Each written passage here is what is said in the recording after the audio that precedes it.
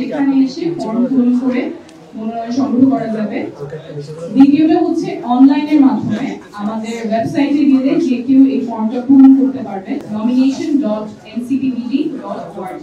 এটা লাইভ আছে, এখনই যে কেউ গিয়ে এখানে আমাদের মনোনয়ন ফর্মটা পূরণ করতে পারবেন। কেন্দ্রীয় নির্বাচন পরিচালনা কমিটির পক্ষ থেকে আয়োজন করেছি। আপনারা জানেন যে জাতীয় পার্টি উঠে আসা একটা রাজনৈতিক দল, এবং আমাদের নির্বাচনী প্রস্তুতিতেও আমরা সেই দিকেই কমিটেড, সেভাবেই প্রস্তুতি নিতে কমিটেড। আমরা সবসময় নতুন ধারার রাজনীতির কথা বলেছি, আমরা সবসময় বলেছি আমরা একটা নতুন ধরনের রাজনীতি করব। সেই নতুন ধরনের রাজনীতি গড়ার পথে খুব গুরুত্বপূর্ণ আমরা আমাদের জাতীয় নাগরিক পার্টির মনোনয়ন প্রত্যাশীদের জন্য সারা বাংলাদেশের কাছে আপনারা জানেন যে আমাদের রাজনৈতিক প্রেক্ষাপটে রাজনীতিটা আজকে ছিল অল্প কিছু মানুষের মধ্যে। সাধারণত এলাকায় যিনি খুব সৎ, খুব যোগ্য হিসেবে কাজ করতে পারেন, অনেক কারণেই তারা সামনে আসতে পারেন।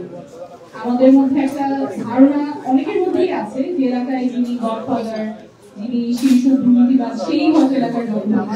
আসলে যে সৎ, যোগ্য মানুষ যিনি আসলেই তার এলাকার জনগণের জন্য কাজ করতে চান, তিনি কখনো মনোনয়ন পাবেন না, তিনি কখনো সংসদে সেই এলাকার জনপ্রতিনিধি হিসেবে যেতে পারবেন না।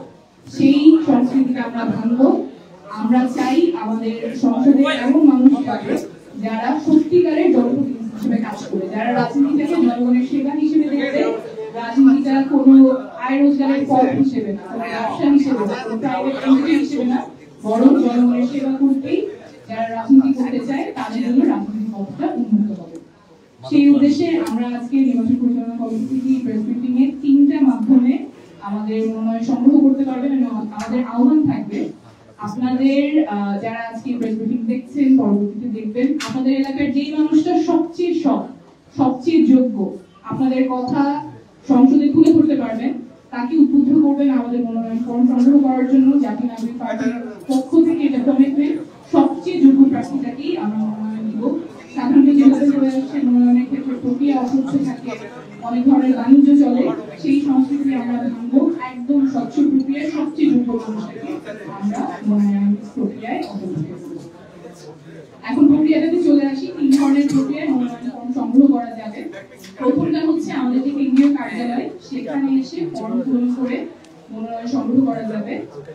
দ্বিতীয়টা হচ্ছে অনলাইনের মাধ্যমে আমাদের ওয়েবসাইটে গিয়ে যে কেউ এই ফর্মটা পূরণ করতে পারবে। আমি ডোমেইনটা বলে দিচ্ছি, nomination.nctbd.org। এটা লাইভ আছে, এখনই যে কেউ গিয়ে এখানে আমাদের মনোনয়ন ফর্মটা পূরণ করতে পারবেন।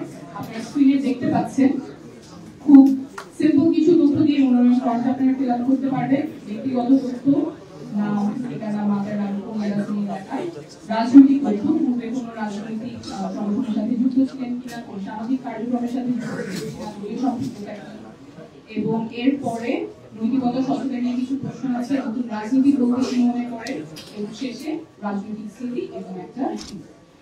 তো 2 ধরনের প্রক্রিয়ার কথা বললাম। একটা হচ্ছে আমাদের যে কেন্দ্রীয় কার্যালয়, এখন যেখানে প্রেস কনফারেন্সটা হচ্ছে, সেখানে এসে মনোনয়ন পত্র জমা দিতে পারবেন। অনলাইনে যে কেউ ঘরে বসে মনোনয়ন পত্র জমা দিতে পারবেন।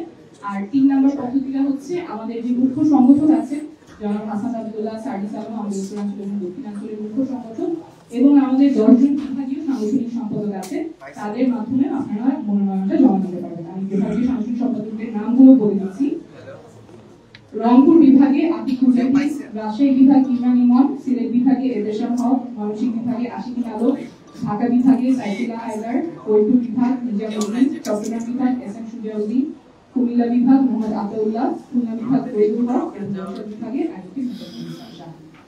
এই 3টা প্রক্রিয়ার মাধ্যমে আপনারা ফর্মটা জমা দিতে পারবেন।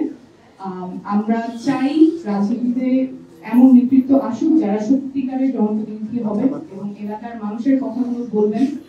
আগের মতো যেই রাজনৈতিক সংস্কৃতি ছিল সেই সংস্কৃতির সত্যিকারের জনগণের প্রতিনিধি আমরা এই প্রক্রিয়ার মাধ্যমে